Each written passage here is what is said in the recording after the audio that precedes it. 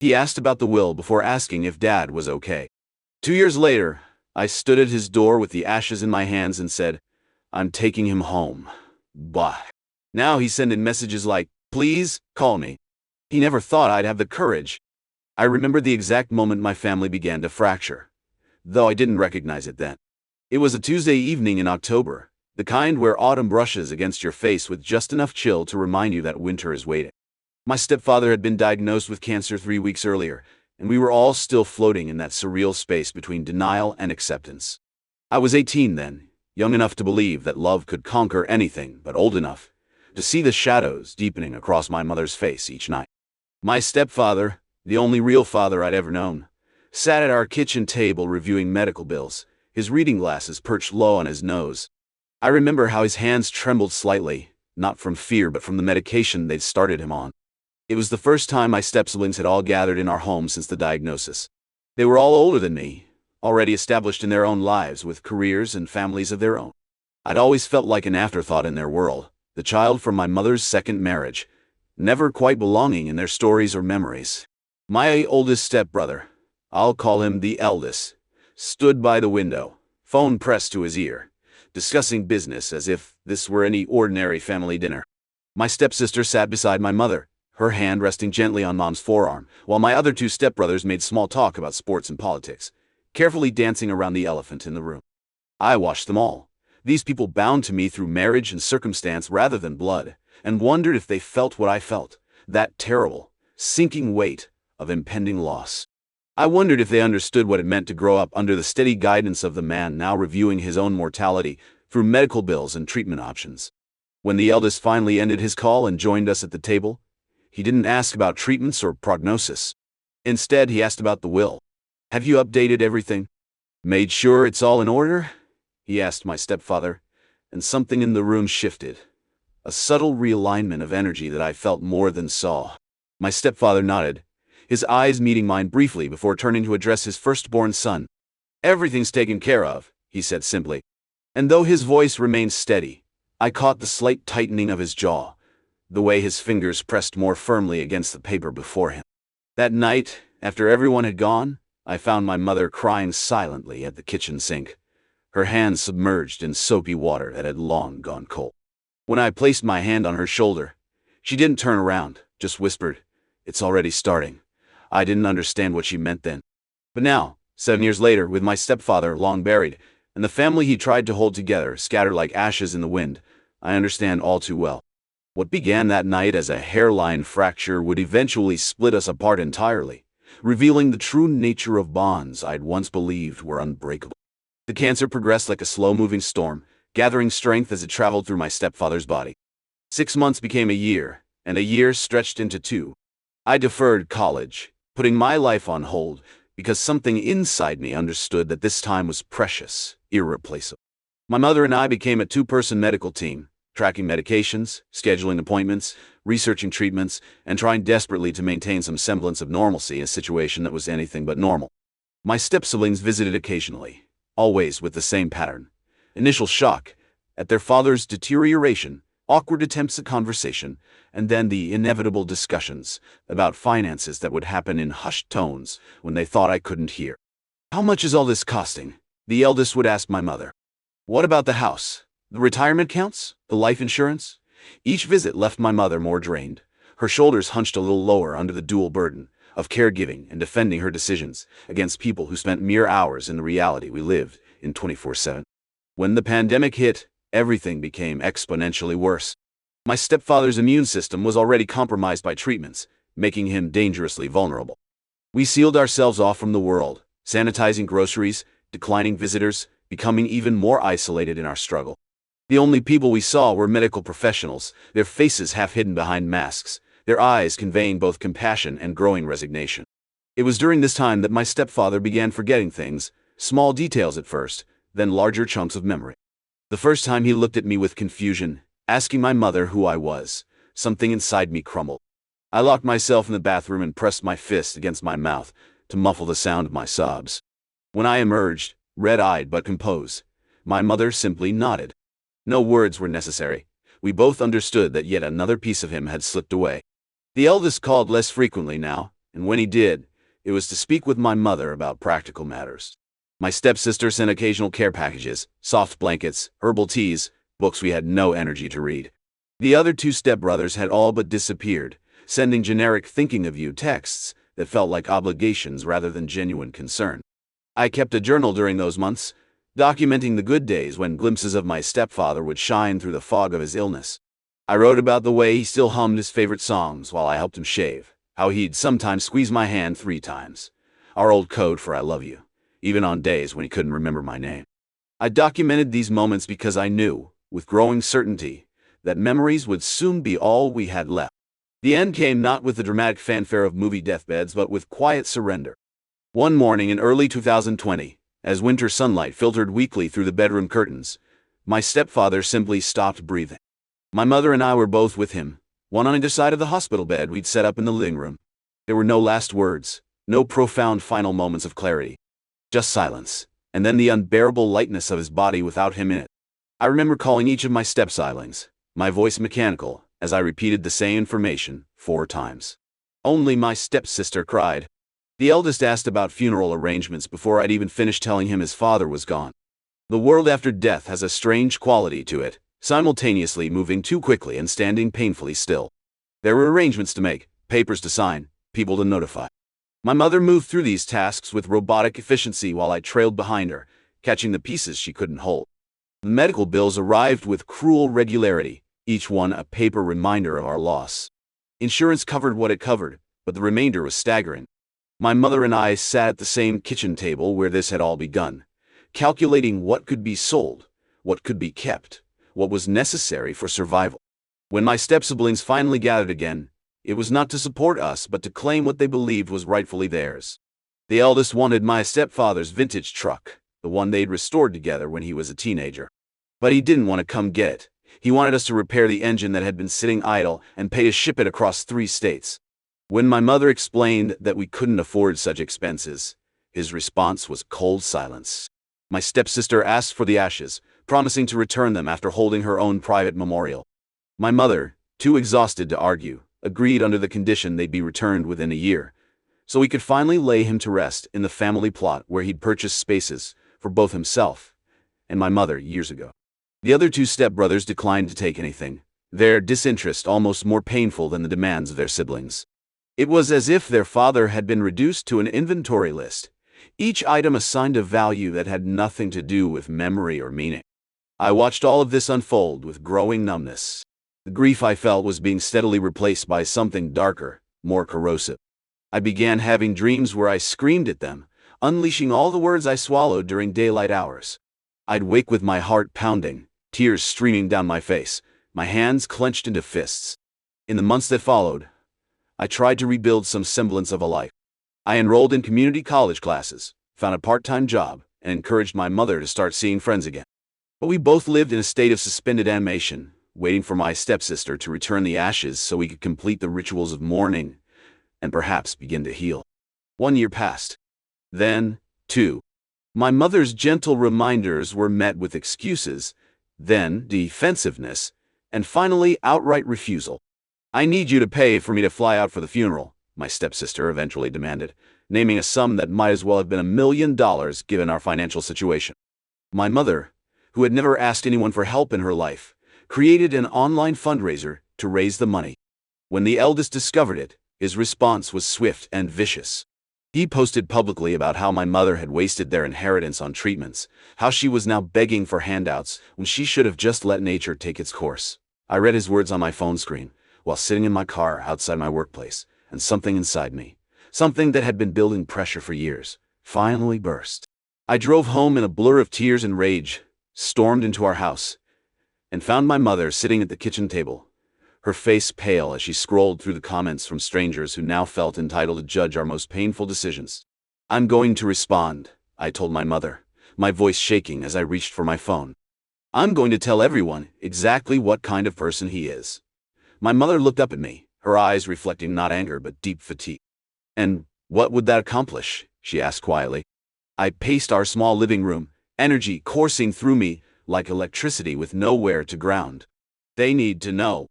They need to know he wasn't there." None of them were there when you were working double shifts to pay for treatments. They weren't holding the bucket when Dad was so sick he couldn't make it to the bathroom. They weren't there when he forgot our names, when he cried because he knew he was forgetting and couldn't stop it. My mother watched me. Her silence neither agreement nor disapproval. Finally, she said, "You're right. They weren't there. But exposing them won't bring your father back, and it won't make them understand what they weren't willing to see." Her words should have calmed me, but instead they fed the fire. "Do you know what the eldest did?" I asked her, my voice dropping to a whisper, as if the words themselves were contaminating our home. "Did you know about the messages to that girl? The arrest for beating his wife? I saw the family group chat. I know what he's done." Something flashed in my mother's eyes then. Not surprise, I realize, but recognition. "I know," she said simply. "I've always known." That admission stunned me into silence. I sank onto the couch, suddenly deflated. "And you never said anything? Never did anything?" She joined me on the couch, her movements careful as if her body had aged decades in the past few years. "Your father tried, many times, to help him, to intervene, but you can't force someone to change who doesn't want to change." She took my hand, her fingers cool against my feverish skin. "The eldest has always been broken in ways your father couldn't fix, despite how much he loved him. Then, why protect him now?" I demanded. "Why not use what we know to make him leave us alone?" My mother's expression softened with something like pity. Not for me, I realize, but for the man who had caused us so much pain. "Because that's not who we are. That's not who your father raised you to be." I pulled my hand away, suddenly unable to bear her touch or her forgiveness. Well, maybe I don't want to be that person anymore. Maybe I'm tired of being the bigger person while they tear us apart. I left the house then, driving aimlessly through neighborhoods where other families lived their ordinary lives behind lighted windows. I thought about the person I'd been before the cancer, before the caregiving, before death had taken residence in our home and never fully left. I thought about who I might have become if grief and resentment hadn't twisted themselves into the foundation of my adult life. When I finally returned home hours later, my mother was asleep on the couch, her phone still in her hand. I covered her with a blanket and sat in the darkness, watching her breathe, wondering if she found peace and sleep that eluded her in waking hours. I didn't know then what I would do about my step-siblings or their cruelty. I only knew that something had to change because the wave of unspoken words was crushing us both.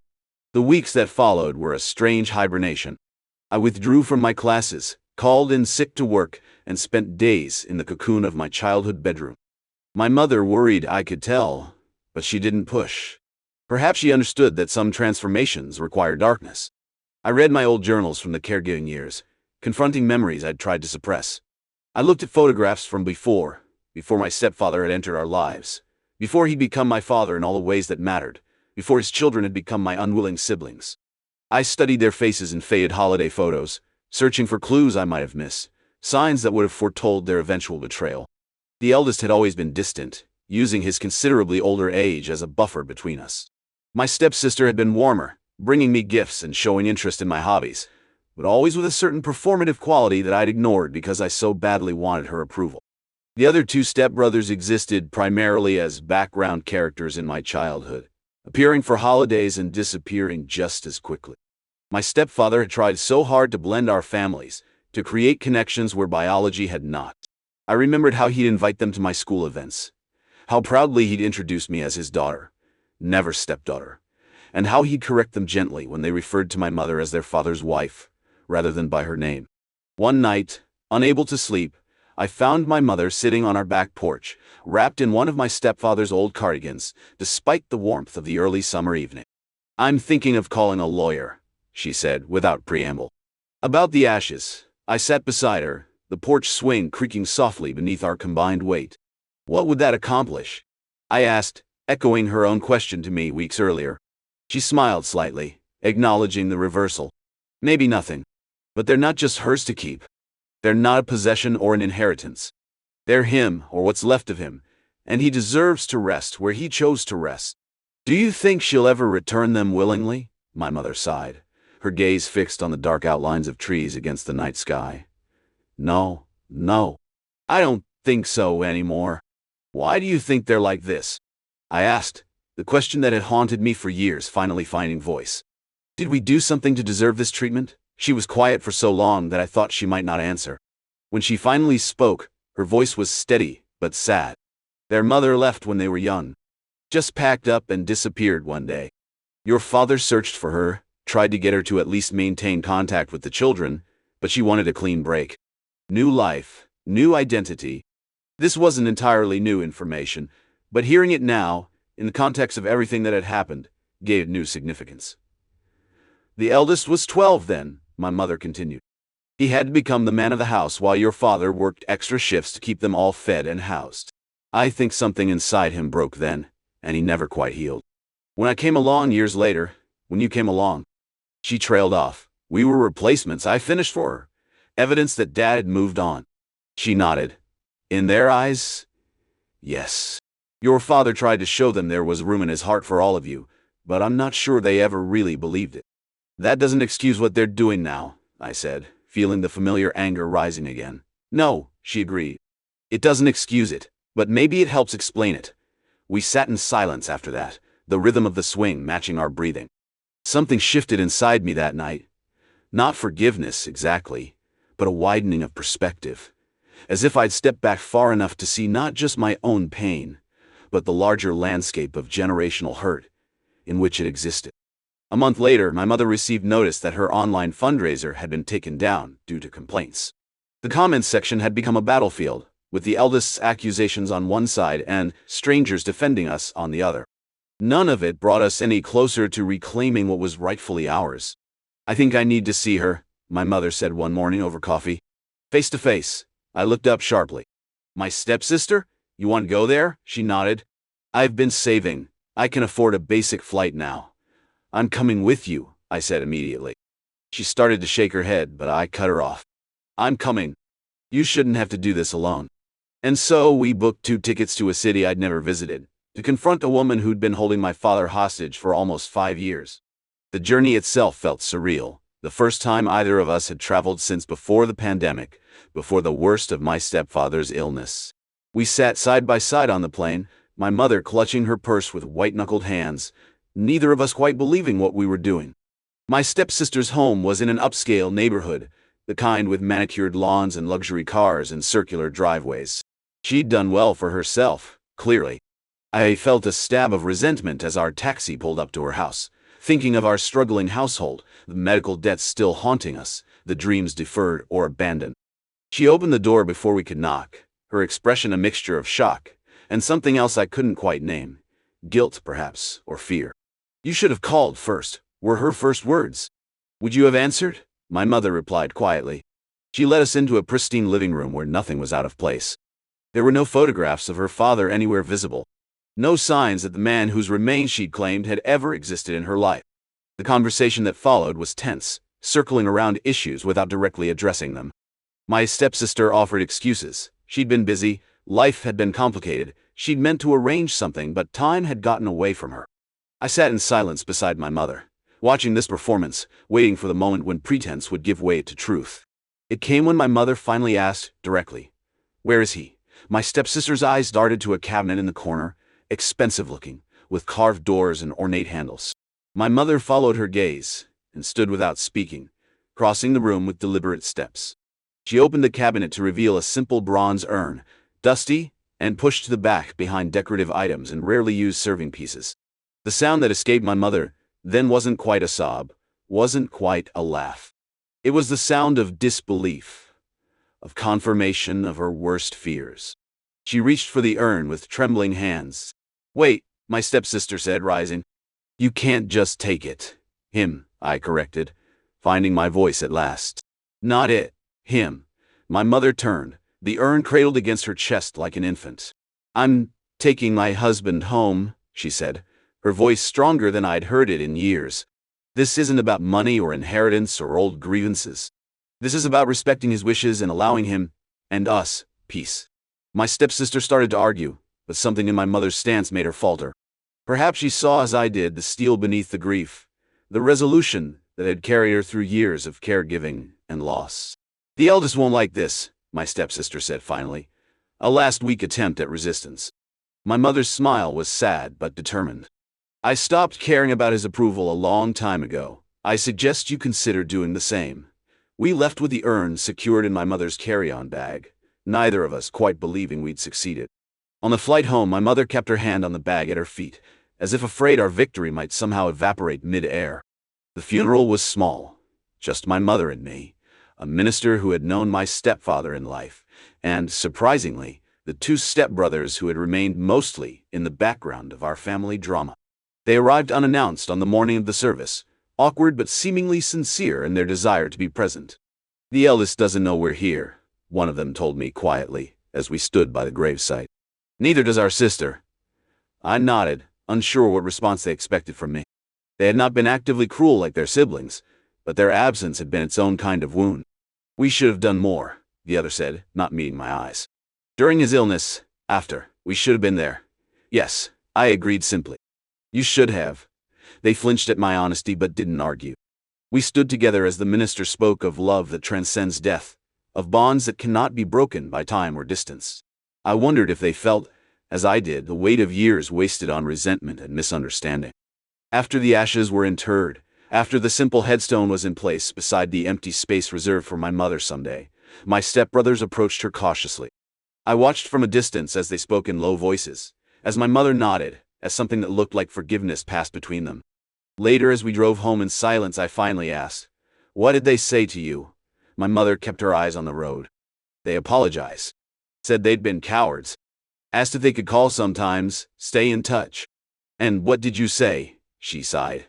"A sound that contained multitudes." I said yes. "Not for them, but for your father. He would have wanted us to try." "What?" I considered this, turning her words over in my mind. "What about the eldest? And my stepsister?" "Some bridges can't be rebuilt once they're burned," she said. "At least not right away. Maybe someday." She glanced at me briefly. "But that's not something you need to carry anymore." "Neither of us does." That night, I sat alone in our backyard, looking up at stars, partially obscured by city lights. I thought about the weight I'd been carrying, not just grief for my stepfather, but anger at his children, resentment for what they'd put us through, fear that their darkness might somehow be a reflection of my own. I thought about what it would mean to set down that burden, to walk away from a fight that had consumed so much of my energy, to direct that fire toward building something new, rather than avenging what was lost. I didn't reach any dramatic conclusions beneath those scattered stars. There was no sudden moment of perfect clarity or forgiveness. But I felt something shift inside me, a loosening, a release, as if a door long sealed had cracked open just enough to let in fresh air. The next morning, I registered for classes to restart my education. I called my former employer to see if my position was still available. I helped my mother clear out the last of my stepfather's medical equipment from our spare room, transforming it into a space where she could pursue the painting she'd set aside during the years of caregiving. The eldest and my stepsister continued their lives separate from ours. Occasionally, news of them would reach us through the stepbrothers who had chosen reconciliation. Rumors of financial troubles, relationship problems, the consequences of choices made long ago. I listened to these stories with a strange detachment, as if hearing about characters in a novel rather than people whose actions had once consumed my thoughts.